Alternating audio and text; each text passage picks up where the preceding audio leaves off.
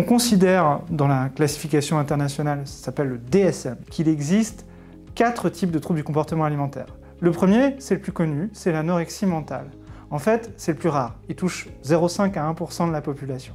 Là, il va se définir par une restriction des apports, donc une tendance à manger moins et moins calorique, et à une augmentation des dépenses. Deuxième type de trouble du comportement alimentaire, c'est la boulimie. Et à ce moment-là, on a plus de gens qui souffrent de cette maladie sur le plan statistique, puisqu'on considère que c'est 1,5 à 2% de la population.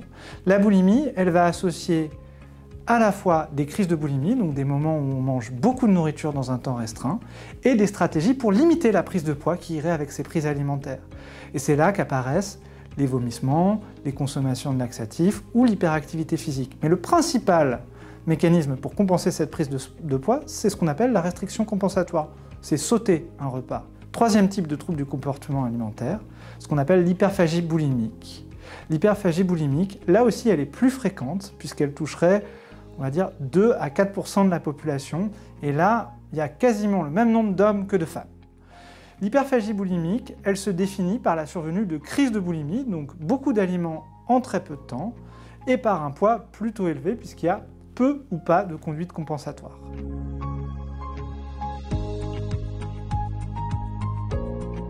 J'ai été diagnostiquée diabétique de type 1 quand j'avais 17 ans, donc à l'époque aucune obscurité à l'horizon au niveau des TCA. Au moment du diagnostic, on m'a expliqué que j'avais une liste d'aliments qui était à présent à proscrire.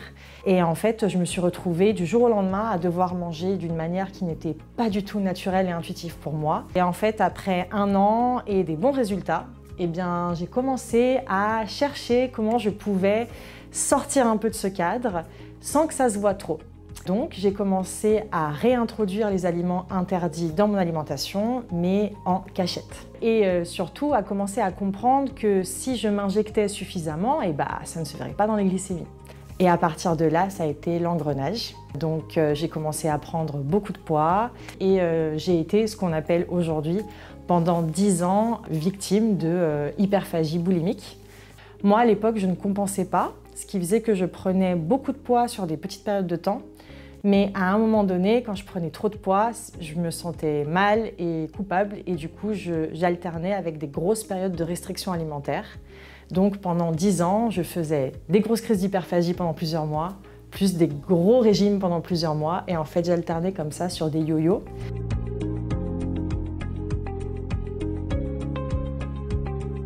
Le diabète, c'est considéré comme un facteur de risque important de troubles du comportement alimentaire.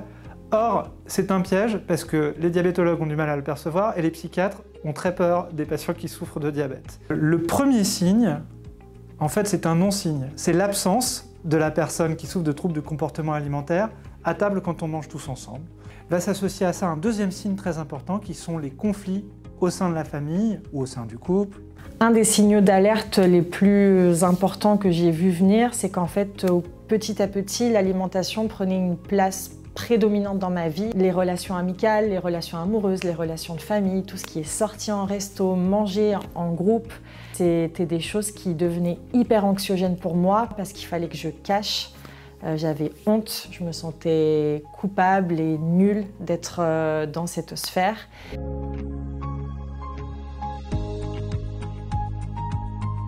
On considère qu'un trouble du comportement alimentaire, il se prend en charge au départ par un triptyque de soignants. Le premier, c'est le médecin généraliste. Le second, c'est un ou une psychologue. Et le troisième, c'est un ou une diététicienne. Pendant tout le processus de guérison, on va alterner entre des périodes où on a l'impression qu'on a guéri et puis on a des rechutes. Et ça, c'est tout à fait normal. Et c'est pour ça que c'est très important d'être accompagné.